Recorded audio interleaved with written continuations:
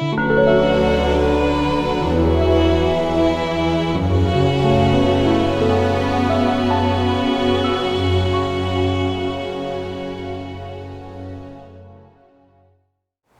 been talking on the verses summarizing the parameters of the 8 consciousnesses.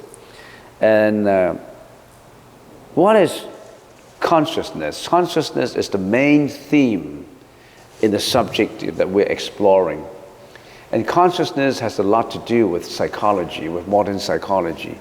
Modern psychology is the study of behavior, especially of mental behavior.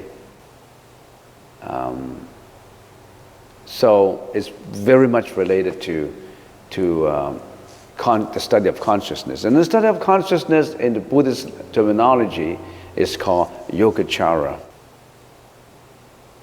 And Buddhism is not just about listening to these words. You really have to practice it. All right, let's get onto it. The study of consciousness in the Buddhist language is called Yogacara. 瑜伽行派，瑜伽行派也行。瑜伽 yoga. What is yoga anyway? What is yoga? You're practicing yoga. What is yoga? In yoga, there's one word that you must have in your mind when you practice yoga. What is that? 瑜伽是什么？ Harmony. You're harmonizing something. What are you harmonizing with? You have to find out how to harmonize. So Yogacara is the study of consciousness, and all phenomenal existence in external world is without intrinsic self-nature. That sentence sounds simple, but is extremely philosophical and complicated. You really need a lot of time to think about it. All objects are just representation in our consciousness. When you come here and you're looking for how does Buddhism give me more riches, let me prosper more so that I can do everything smoothly, so that I can get everything I wish, so that I can get a better family, better business, better reputation, more money. Is that Buddhism?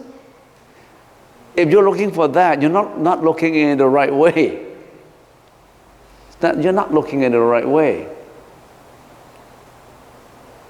But most people starting with, what can I get from Buddhism? What can I acquire from Buddhism? If Buddhism is just to increase your greediness, that's not Buddhism at all. All those who've been listening to consciousness, you know already. If you're just greedy for something, that's not Buddhism at all. Let's carry on this, what we call summary. We're talking about a summary, regurgitation. Yogacara is meant to be applied as a meditative practice and knowledge to thoroughly understand consciousness. The final goal is the complete transformation of consciousness into wisdom. So the Yogacara study consciousness in detail. And why did they study that? They want to transform consciousness into wisdom. There's a difference between consciousness and wisdom. We can also say consciousness is polluted wisdom. So we want to turn the polluted wisdom into wisdom itself. We have consciousness, but we may not have wisdom. We can say we have intelligence, but we may not have wisdom. Wisdom is something that is close to nirvana. Is a tool to nirvana. And intelligence isn't. Intelligence has basically two sides to it. It's intelligence that is good and intelligence that is bad. Which one do you have? It's intelligence.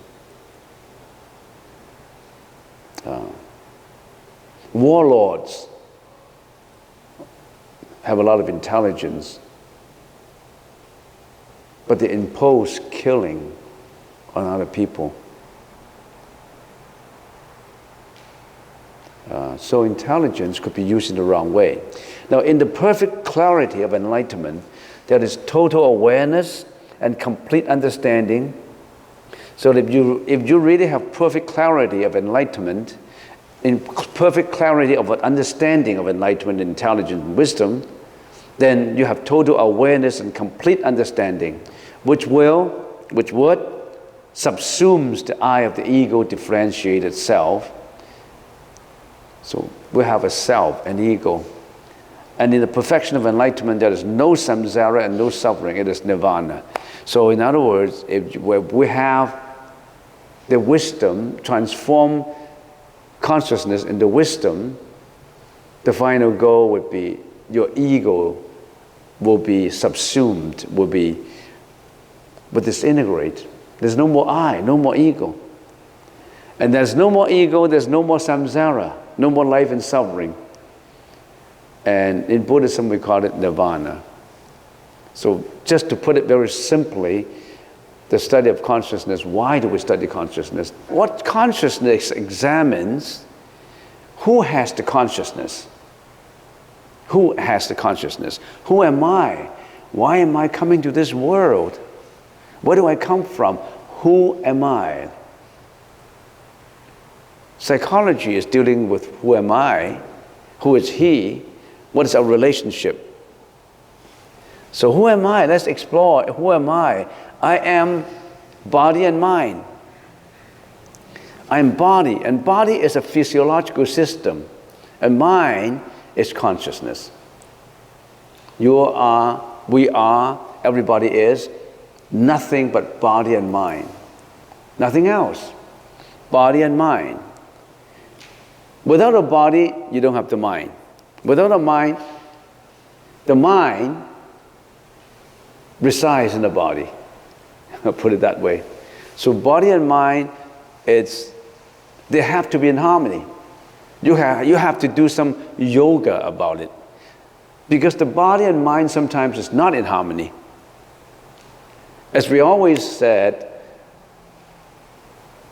especially so those neuroscientists, they said the right hemisphere of the mind and the left hemisphere of the mind, they're not in harmony. Their vibrations are different. The frequency of a vibration are different. And even the brain's vibration sometimes does not harmony with the vibration of the bodily parts, the distinct bodily parts. So when the whole body is not in harmonizing vibration, the body has problems. Physiological problems and mental problems. Do we have all these problems? Yes, we do. Because we're not harmonizing. Now let's start with the body. What does the body have? The body have the eyes, the ears, the nose, the tongue, and the brain. Why particularly pinpoint or emphasize on eyes, ears, nose, and tongue? The body is the body. So the body, eyes, ears, nose, tongue, and brain will have the six parts. And when we talk about the body, it contains not only the eyes, ears, nose, and tongue, the hair, the nails, the teeth, the skin, the flesh, the veins, the bone structure, liquid and bone, kidney, heart, liver, bladder, spleen, lungs, intestines, stomach, feces, brain, gall, phlegm, plus you name them. And all these make up our physiological system.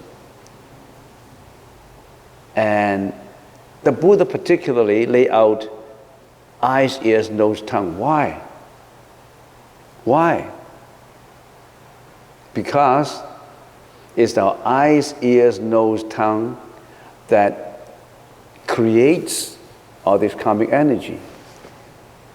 Because they contact external world, and in the process of the context creating relationship, in the process of this relationship we attach, in the process of this craving attachment we perform, in the process of performance of our behavior and expression of our speech, we create a lot of karma. Because of karma, we suffer.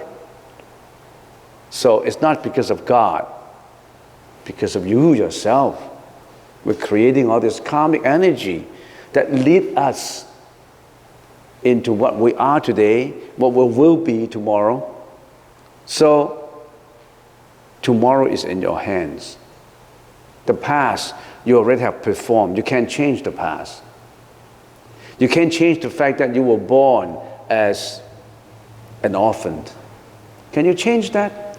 You say that you come from an orphanage, and now you're an adult, you left the orphanage, you came up to the society, you do your work. Can you change your past? You cannot. In the past, you came from a poor family, a broken family. You can't change that. But you can change now. And you can't change for the future. So you're filled with hope, filled with confidence. You can change everything. Physiological system, the brain, that's our physiological system.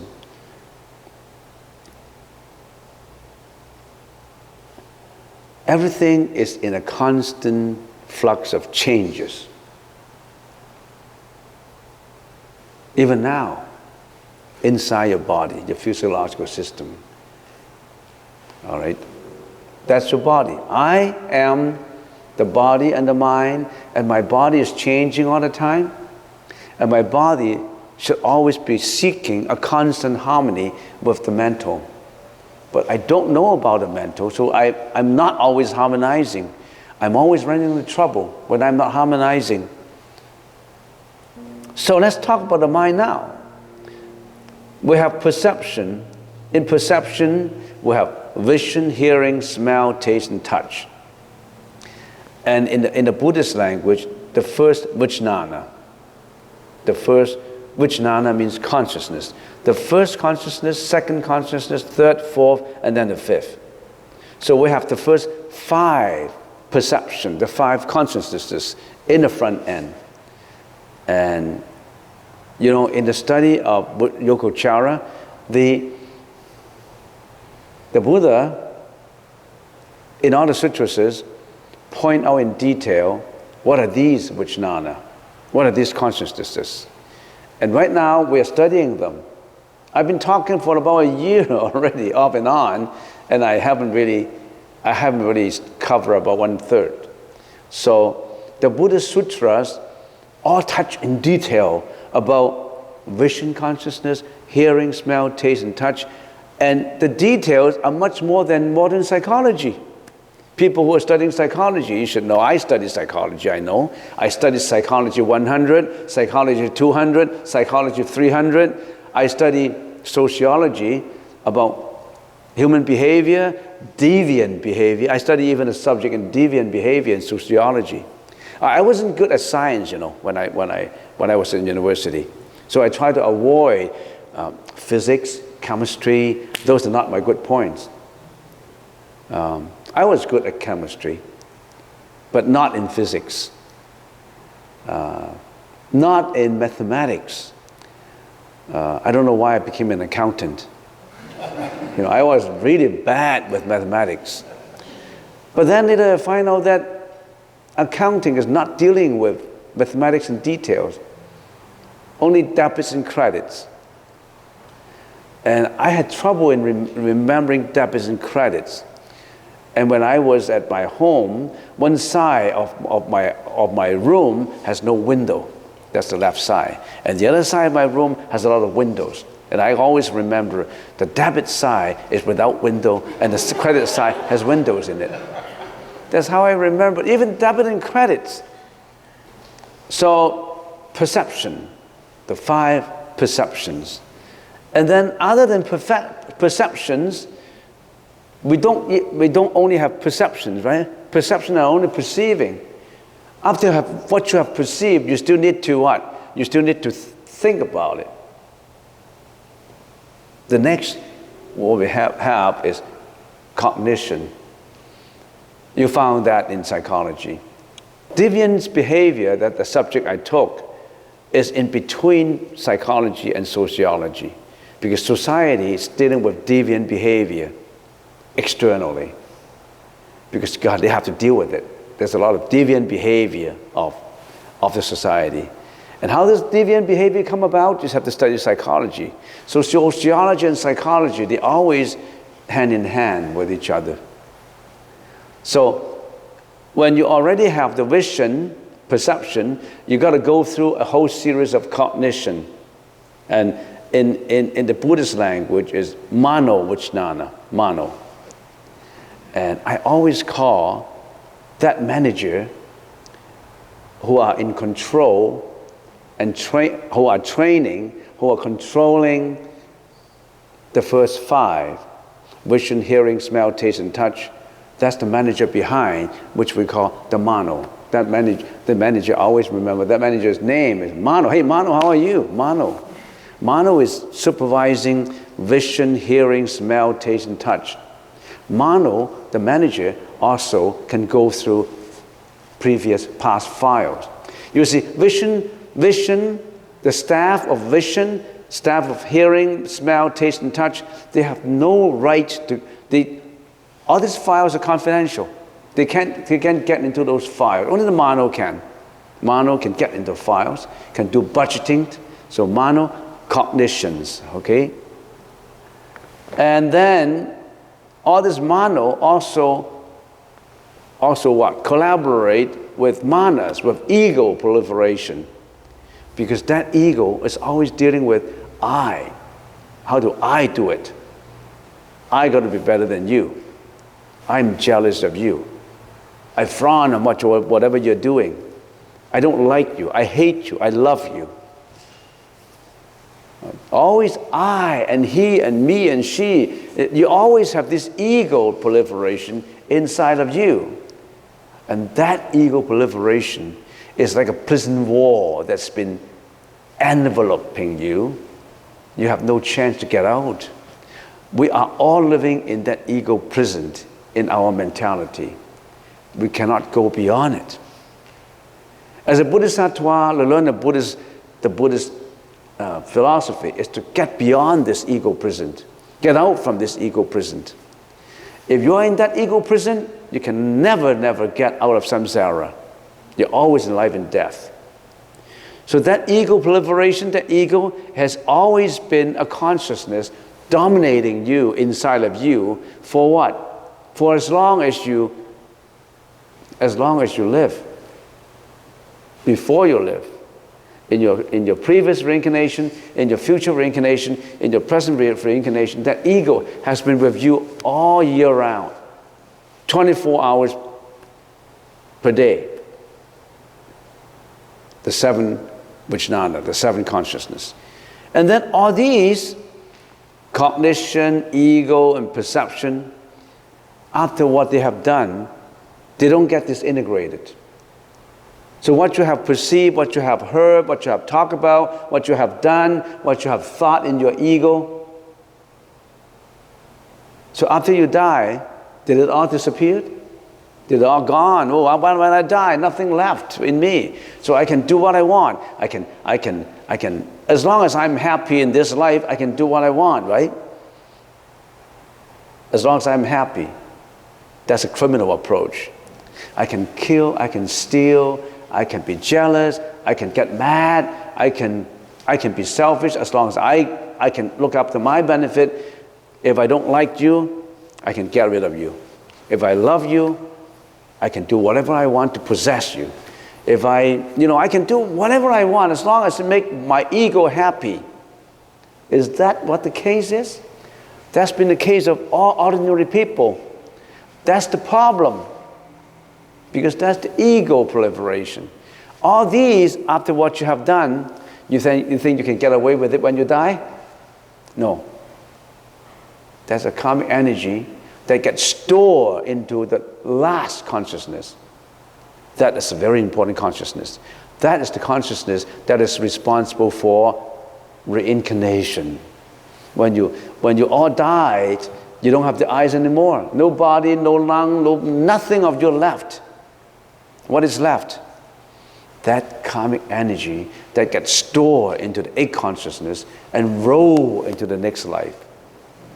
And you roll into this life with that energy before. Because of what you have done in your previous life. In this life, why did your dad pass away when you were so young? Why didn't you have a chance to see your dad? And why did your mom go through all these? Why did your mom have to remarry with you, go into another family? You could have been mistreated in another family. Why did you go through all this?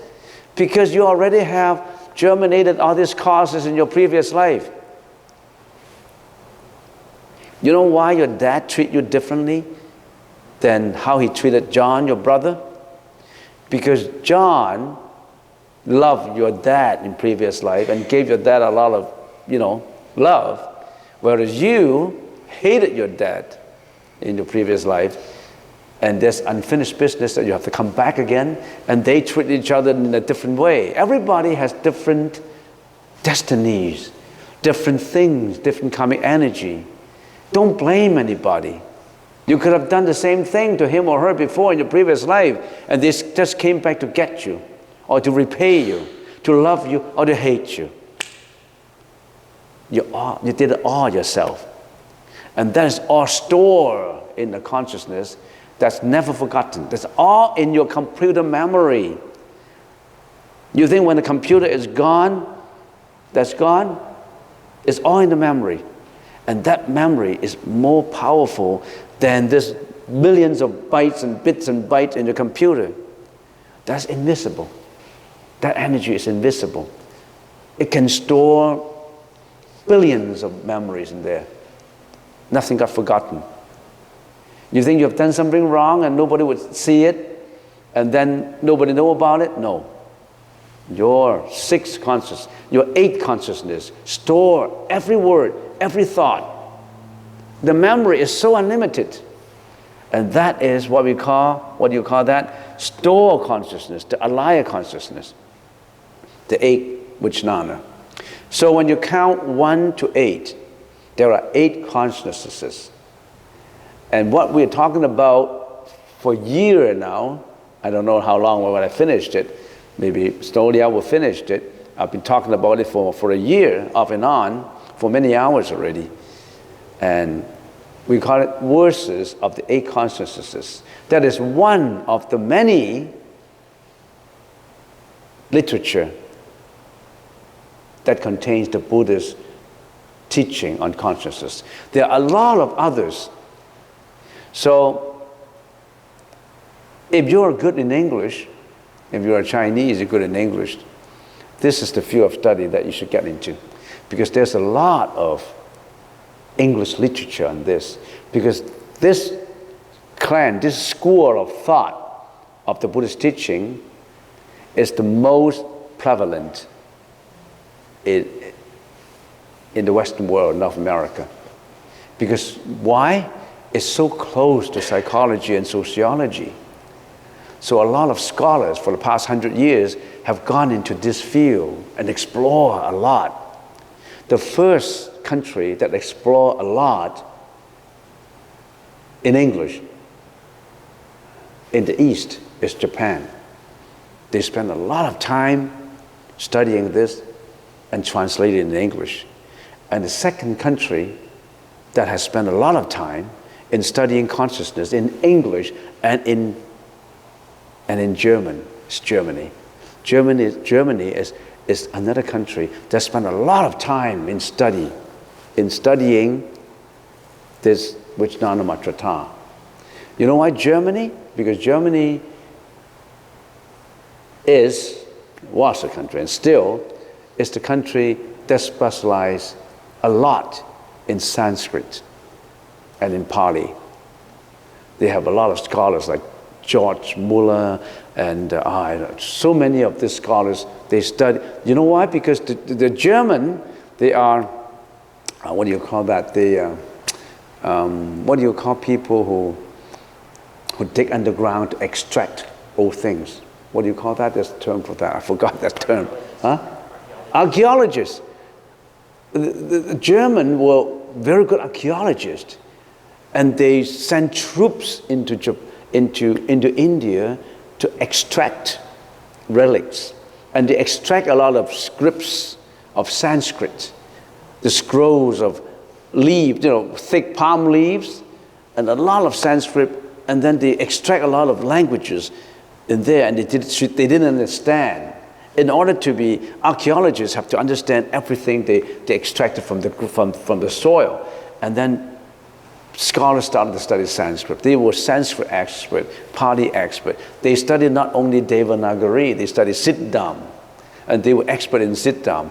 And the Chinese, 1,200 years ago, some of the monks traveled to India and brought back a lot of sutras, the Buddhist sutras, and they were written in Siddham. The present day Sanskrit that you study is not Siddham, it's Devanagari. But if you know Devanagari, then it's easy for you to study Siddham. When you take a course in Sanskrit poetry, you thought that is just literature. But when you examine the actual Sanskrit poem, then you know at the time when the Buddha was preaching, there were groups of people who submerged themselves in just Epicurean luxuries. And there's another group that is really philosophical, really studying how to get away from samsara. So these people, they wrote poetry to express their feelings about society, about thinking. So don't think that it's just from philosophical sutras that you can get, get a little bit of enlightened intelligence from it. You can also get it from poetries,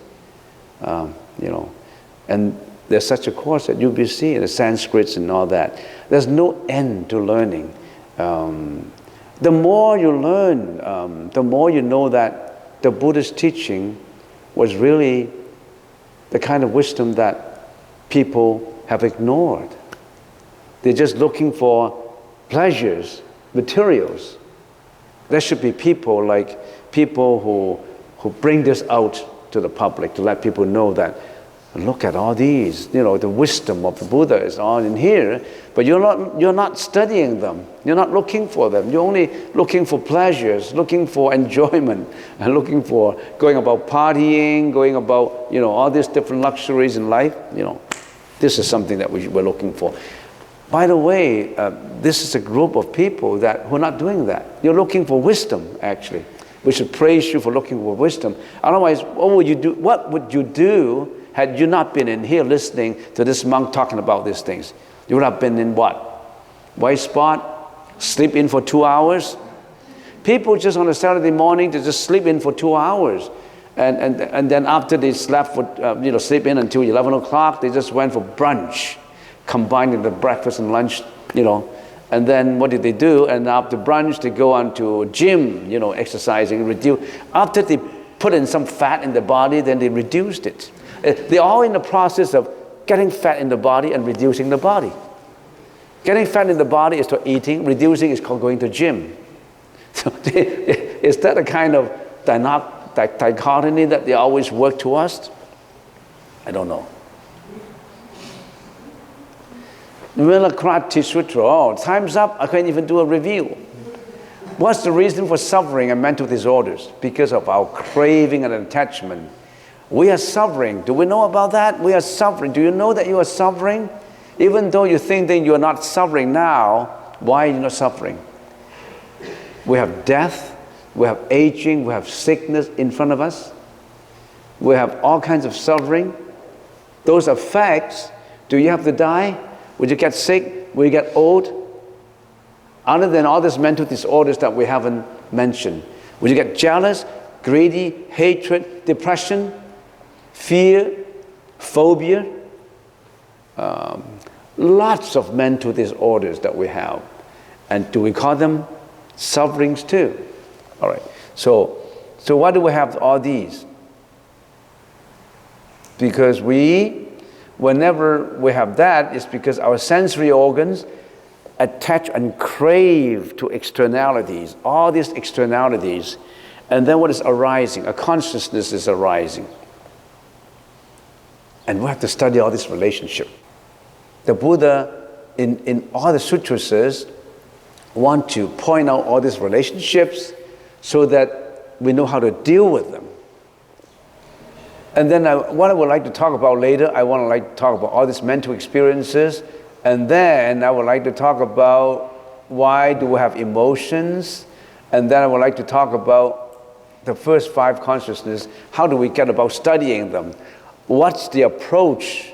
We want to study the I consciousness in detail, and the approaches we use, we have 9 approaches. We want to study how the eyes perceive the world. We want to study how the eyes get to know the world, how the first 6 consciousness, the moral nature of the first 5 consciousness, the realms of activities of this 5 consciousness, the concomitant mental functions that arise simultaneously with each consciousnesses, the necessary preconditions for these consciousnesses to materialize, and how does each consciousness function, and how do we transform all this consciousness into wisdom, and finally, how do we use each consciousness to attain enlightenment instead of performing crimes, performing misbehavior.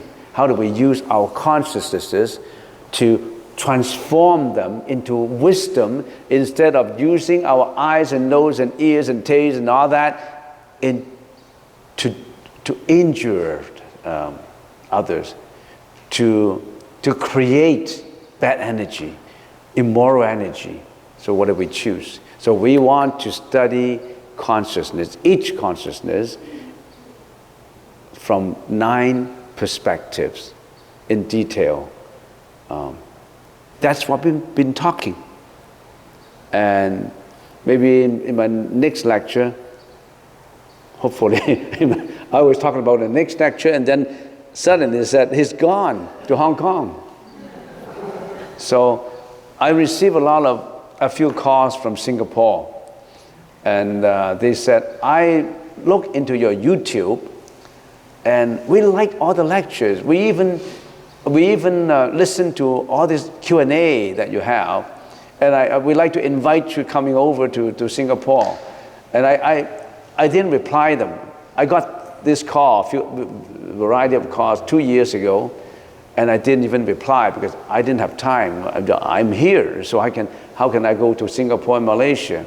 And then last time when I was at University of Hong Kong giving a talk on how to overcome emotional challenges, I got someone sitting by my side, a couple, and he started to talk to me, and he said, we have an organization in Singapore that we have been contacting you, and we didn't get a reply, and now you're in Hong Kong. I would like to talk to you personally, and I would like to invite you to go and talk about the Buddhism, because you are bilingual.